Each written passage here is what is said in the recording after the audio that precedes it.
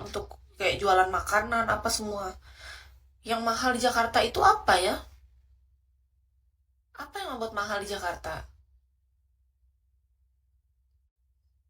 Apa? Yang mahal gaya hidup. Kalau kita banyak gaya, misalnya kita harus pergi jalan terus, ke mall terus, shopping. Kalau kita ini, kalau kita suka ke klub, minum-minum, mungkin itu yang mahal. Coba kalau kita hidup kayak orang layaknya biasa. Anggap aja kita ambil apartemen yang pembayaran 3 juta sebulan. Tambah IPL-nya mungkin 3.500.000 itulah gitu. Nah, terus biaya hidupnya tergantung kita mau masak atau mau GoFood nih. Tapi kalau sendirian masak sama GoFood kayaknya mendingan GoFood deh. Aku waktu itu GoFood 2 kali aku sehari waktu di Jakarta. Sekali GoFood rata-rata 30-an ribu. Jadi anggap aja 60.000 sehari. 650 aja 1.500.000, 2 juta. Standar aja kan? Sama aja sama pengeluaran di sini, kurang lebih. Ya kan?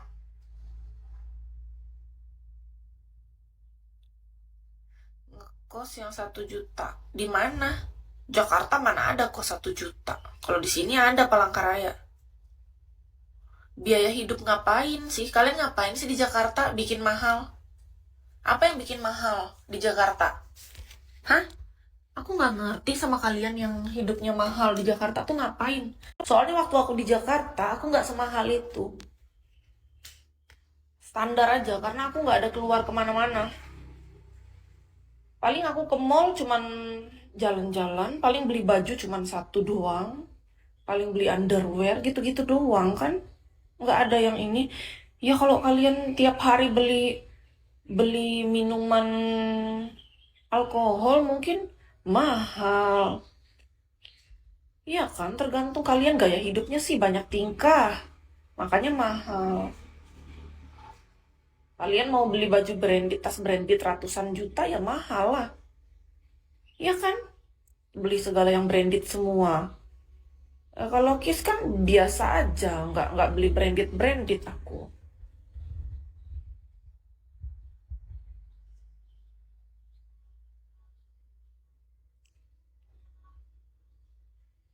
Amin ya, semoga segera ya bisa Jakarta. Makasih doanya loh Kak. Iya, main tiap hari di klub, kafe, wajar lah. Kalau aku kan mau tinggal di Palangkaraya, mau di Bali, mau di Jakarta sama aja kegiatanku. Gitu-gitu aja. Paling aku makan, tidur, sesekali jalan-jalan, gitu doang. Nggak ada tuh yang terlalu menguras ini. Kecuali sesekali aku pengen apa, treatment kecantikan yang agak, ya kan? Kayak waktu kita di Jakarta tuh aku treatment kecantikan lumayan, sama yang agak mahal dikit tuh justru harga bra. Iya, karena bra itu menurut Kis penting. Bra. Kalau Jakarta kerjanya apa Kis sama aja? Paling jadi tetap jadi host bigo dengan jadi massage terapis. Kan waktu itu juga aku jalannya massage terapis. Mau ngapain lagi sih? Emang kita mau ngapain? Mau jadi presiden?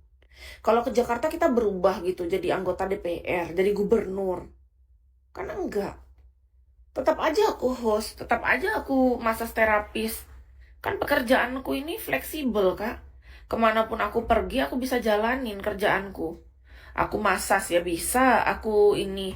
Kan masas itu usaha, Kak. Kakak pikir masas pijat, ini kan IG Kis tuh. Aku di Palangkaraya jadi tukang pijat masas tuh kan sebuah usaha juga.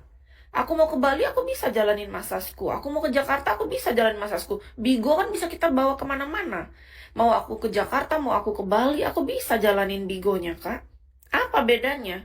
Cuma beda tempat kota aja, tapi kegiatanku ya sama. Masa kalau aku ke Jakarta lalu aku berubah jadi presiden? Kalau aku ke Bali, aku berubah jadi ini, jadi tour guide misalnya. Kan nggak mungkin. Aku ya tetap jadi diriku lah dimanapun aku berada. Waktu dulu tuh aku yang bikin mahal tuh karena aku suka treatment kecantikan. Treatment kecantikan kalau di handle langsung sama dokter kecantikan itu kan lumayan. Ya kan? Tapi itu nggak tiap hari, nggak tiap bulan, paling per 3 bulan. Paling lambat ya 2 kali setahun. Kalau budgetnya kurang memadai lah ibaratnya. Jadi menurut Kis pribadi duitku paling larinya ke situ-situ doang. Yang agak mahal karena di treatment diri sendiri kan gimana caranya kita ngebuat diri kita nyaman gitu. Kalau pakai filter tuh kan ini Kak, cuman untuk aplikasi. Tapi kalau kita ketemu orang dunia nyata kan beda. Gimana caranya ketika kita ketemu di dunia nyata, setidaknya nggak terlalu jauh dari apa yang terlihat di sosial media. Menurut Kisi. Jadi penting kita juga menjaga yang asli, yang nyatanya diri kita. Penting itu. Jadi bukan cuma hanya di sosial media, tapi di diri kita dunia nyata, kita adalah orang yang rajin merawat diri dari ujung rambut hingga ujung kaki. Gitu. Iya dong, perlulah. Sepenting itu kita menjaga diri sendiri. Dengan rajin mandi, rajin keramas, rajin merawat kelembapan kulit, tubuh, wajah, semua, ya kan? Itu gunanya untuk apa ya? Untuk kita sendiri, kita nyaman. Menjadi diri kita yang asli. Anda cara pikir is nempel di pejabat. Emang apa yang dibutuhkan cara berpikir pejabat, Kak? Menurut kakak yang ada di KIS ini loh. Cara berpikir macam apa yang harus nempel ke pejabat gitu maksudnya. Yang mana? Yang jadi ibu kos tadi. Yang pengen punya kos-kosan 5 pintu tapi khusus pria.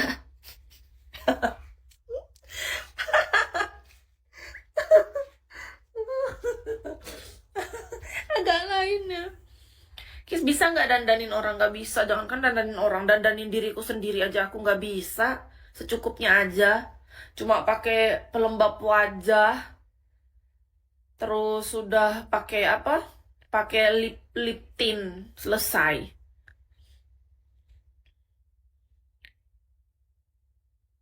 Enggak, cara berpikir apa kata kakak tadi tuh loh. Yang harus dimiliki pejabat. Yang sederhana hidupnya, jangan jadi bunglon. Kis itu bijaksana.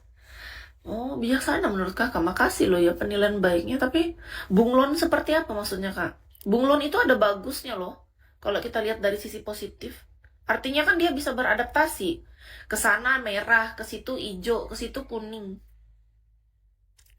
Kayaknya menurut Kis, kalau kita jadi bunglon tapi ke arah yang positif, ada bagusnya. Artinya bisa beradaptasi. Kayak Kis, contoh. Aku di Palangkaraya, aku seperti ini rajin di rumah. Kalau aku ke Bali, aku nggak terlalu rajin di penginapan. Aku rajin ke pantai. Kalau di Jakarta, aku nggak terlalu rajin penginapan. Aku rajin ke mall. Kan kayak bunglon, logikanya. Kenapa aku berbeda-beda?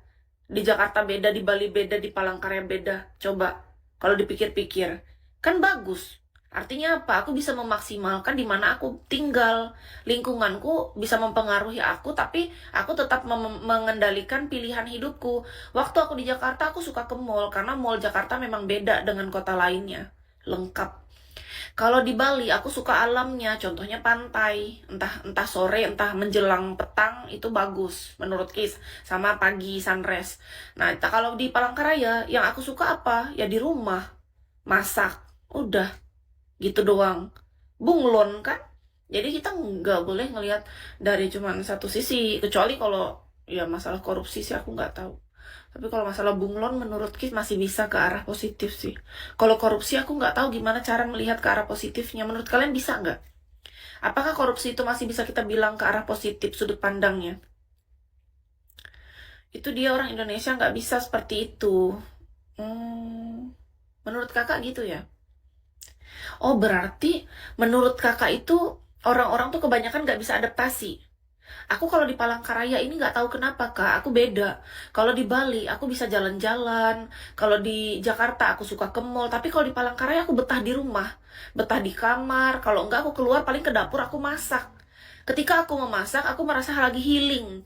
Healingnya aku adalah melakukan hobi. Hobi aku apa? Masak. Bukan berarti aku pintar masak, ngerti nggak sih? Kayak orang nih, kakak hobi main bola, emang kakak seperti Ronaldo? Kan enggak.